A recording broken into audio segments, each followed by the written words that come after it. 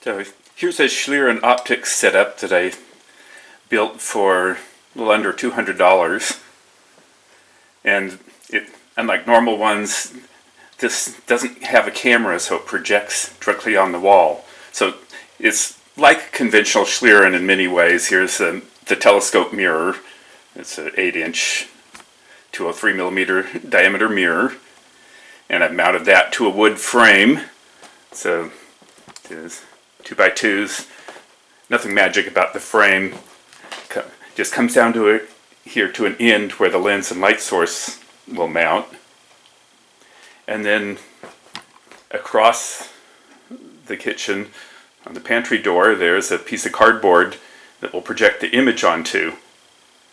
And so this is bright enough to do as a demonstration without needing any camera and projector or other display. So onto this end where the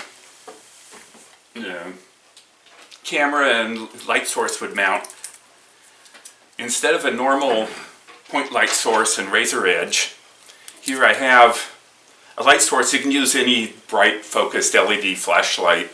In this case I made one because I had a reflector and heatsink and LED around. So this is just a focused light source that's going to illuminate the mirror. But unlike a point light source, this is 38 millimeters in diameter. And then instead of a camera, I have one diopter, +1 close-up lens that I bought on eBay, meant for old 35 millimeter cameras. So that'll be instead of the camera for a normal Schlieren photography system, that will focus the image over on the wall. And then instead of the point source and slit, what we do here is have a whole array of line sources and an array of razor blades. So this is just printed on a standard laser printer. It's 0.5 millimeter lines and 0.5 millimeter spaces printed onto transparency film, and that will cover both the light source and the lens here. So that makes the array light source and the array of knife edges in front of the mirror. And I have magnets here to hold it down, as well as magnets here that hold the whole thing up, and that makes it easy to adjust to get it lined up. Now this is already spaced out to be at the center of curvature of that mirror. So it's a 750 millimeter focal length mirror, so 1500 millimeters, 1.5 meter radius of curvature. So this mask here, the shadow mask, is spaced to be 1.5 meters from the mirror surface. And it just sticks on here with magnets so that it'll be easy to slide around because it'll need a little bit of adjustment. And then turn the light source on here and get adjusted so the reflection is in the center and angled so that the slits are vertical. And then, as you can see, I've now made an image over on the wall. So we're imaging what's going to happen at the mirror here. Is where you do the interesting things to make heat waves or other refraction index changes.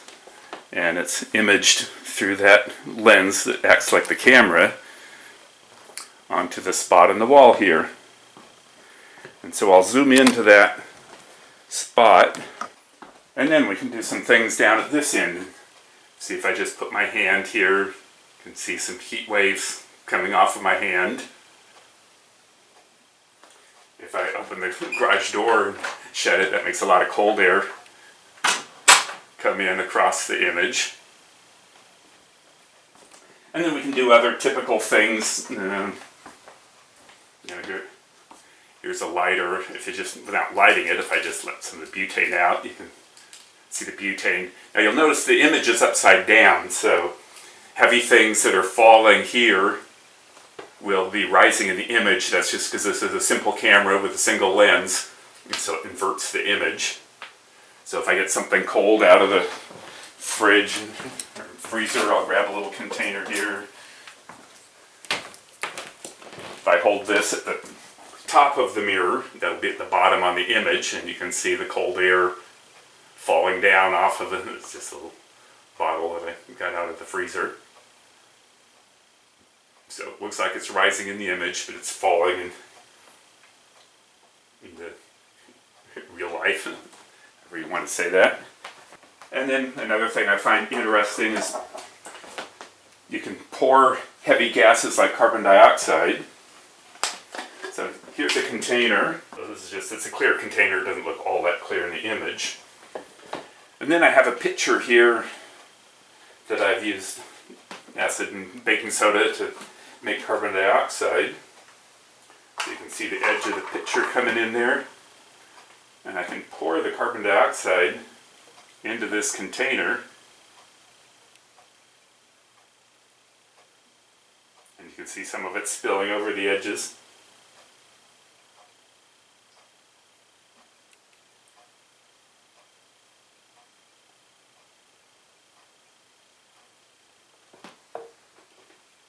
So now I have a container with some carbon dioxide in it.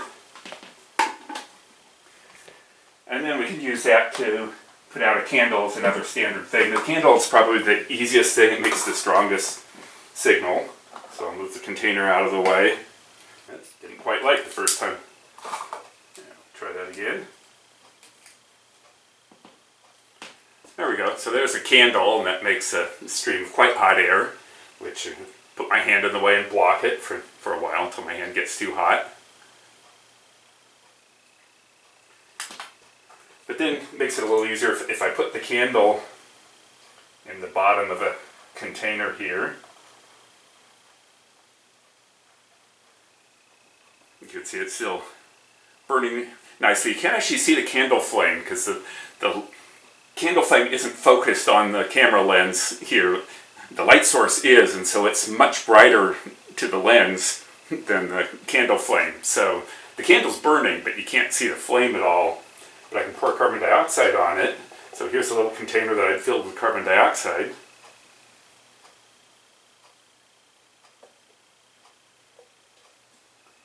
So you can see it had carbon dioxide in it because it put out the candle. Well, you can see it pour in, where normally it's invisible pouring the carbon dioxide in there. I think it's also easy to see. I have a can of duster spray, so here's the computer duster spray that's also denser than air, so it changes the index of refraction.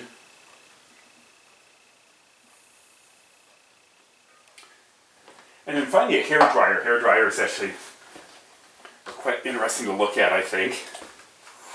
So, there's just hot air coming from the hairdryer. And you can actually change the way it looks if I change the alignment of the slits. You can make it so the hot air is light on a dark background or dark on a light background. You can do that with any of these images by changing the alignment of the slits. And I'm just pressing on the wood frame here because it's flexible enough. I can make subtle adjustments easily that way. Another thing I like to do is just after you turn off the hairdryer, we'll prop it up here at the bottom. And you can see for a long time the warm air wafting out of the hairdryer.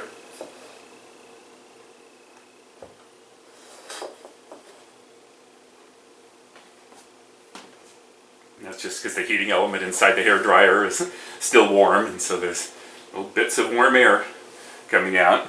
And again, there's a light background. Let's see if I can slide this over a little bit and make it a dark background. So there's where the slits are blocking most of the light, and then the heat from the hairdryer is making a light image on a dark background. So Schlieren could work either way, depending on whether you have most of the light blocked by the slits or most light getting through, and then the disturbances move it to where it's blocked. So there's my fairly simple Schlieren setup that's bright enough to see, and I have all the room lights on and the sunlight coming in through the window. It's a cloudy daytime. And then I'll show just a bit of reenactment of what was going on at this end, where the mirror is.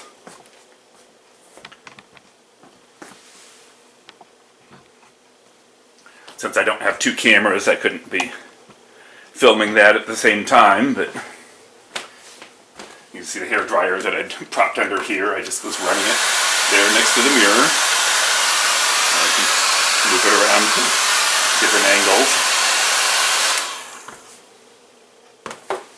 And here's the candle in its little plastic container that I'd lit, and there's the clear container that I'd poured carbon dioxide into and then poured that onto the candle, along with the pitcher that here's the pitcher that had carbon dioxide in it initially that I'd used to fill that. So that's what was going on at this end, while you were watching the Schlieren images at the opposite end. So, thank you for watching, and look in the description of the video for more details on the geometry and build of this.